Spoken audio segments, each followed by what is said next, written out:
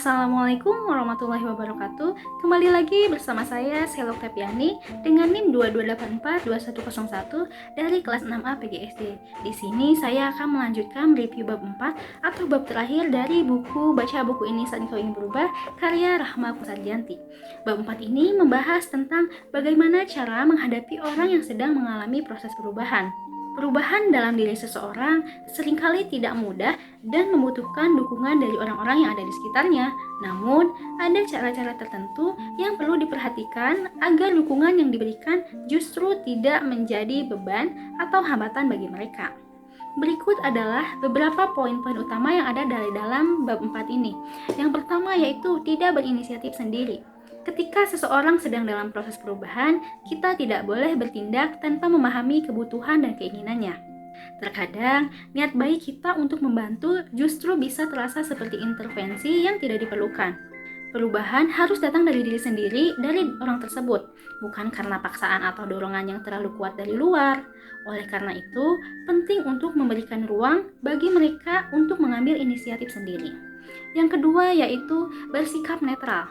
Sikap netral berarti tidak terlalu memihak atau menghakimi seseorang.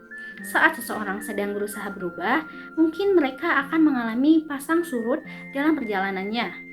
Kita perlu tetap bersikap objektif, tidak memberikan tekanan yang berlebihan, serta tidak terlarut dalam euforia atau kekecewaan terhadap perubahan yang mereka alami. Dengan bersikap netral, kita dapat menjadi pendukung yang stabil dan tidak menambah beban emosional bagi mereka. Yang ketiga yaitu tidak memaksa.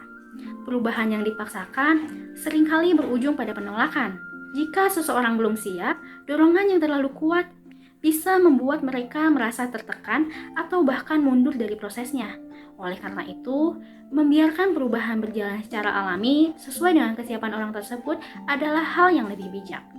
Peran kita hanyalah memberikan dorongan ringan dan memotivasinya, bukan memaksakan sesuatu yang mereka sendiri belum siap jalani. Yang keempat yaitu kuncinya sabar. Kesabaran adalah kunci utama dalam mendukung seseorang yang sedang berubah. Perubahan tidak terjadi dalam semalam dan seringkali membutuhkan proses yang panjang. Akan ada tantangan, hambatan, bahkan kemunduran dalam perjalanan mereka. Dengan bersikap sabar, kita dapat memberikan dukungan yang konsisten tanpa merasa frustasi atau terburu-buru mengharapkan hasil. Yang kelima yaitu ketika dia menghadapi relapse. Relapse atau kemunduran adalah bagian dari proses perubahan. Tidak jarang, seseorang yang sedang berusaha berubah mengalami godaan untuk kembali ke kebiasaan lama. Alih-alih menghakimi atau merasa kecewa, kita harus memahami bahwa relapse bukan berarti mereka gagal. Sebaliknya, ini adalah kesempatan bagi mereka untuk belajar dari kesalahan dan bangkit dengan lebih kuat. Yang keenam yaitu siap sedia mengembalikan ke jalur semula. Saat seseorang mulai menyimpang dari perubahan positifnya, penting bagi kita untuk siap membantu mereka kembali ke jalur yang benar. Namun, cara yang digunakan juga harus tepat, yaitu dengan memberikan dorongan secara lembut, bukan dengan menyalahkan atau memarahi mereka. Menjadi sistem pendukung yang penuh pengertian akan membantu mereka merasa lebih termotivasi untuk kembali ke jalur perubahan. Yang ketujuh yaitu jangan sampai terpengaruh. Meskipun kita mendukung orang lain dalam perubahan mereka, kita juga harus tetap menjaga prinsip dan batasan diri. Jangan sampai kebiasaan lama atau pola pikir mereka yang negatif justru mempengaruhi kita. Menjadi pendukung bukan berarti ikut larut dalam permasalahan mereka, tetapi tetap berdiri kokoh dengan sikap positif dan bijaksana. Yang terakhir atau yang kedelapan, awasi dari jauh. Kadang-kadang bentuk dukungan terbaik bukanlah dengan terus-menerus ikut campur, tetapi dengan mengamati dari kejauhan. Memberikan mereka ruang untuk berkembang dan belajar sendiri juga sangatlah penting. Namun, kita juga tetap perlu siap siaga jika mereka membutuhkan bantuan atau dukungan sewaktu-waktu.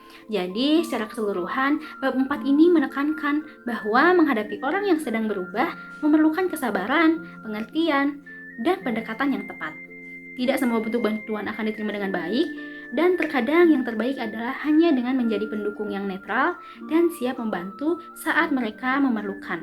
Proses perubahan adalah perjalanan pribadi yang harus dijalani oleh orang tersebut sendiri, tetapi dengan lingkungan yang mendukung, mereka akan memiliki kesempatan yang lebih besar untuk sukses dalam perubahan yang mereka inginkan. Sekian review buku Baca Buku Ini Saat Engkau Ingin Berubah karya Rahma Kusarjanti. Wassalamualaikum warahmatullahi wabarakatuh.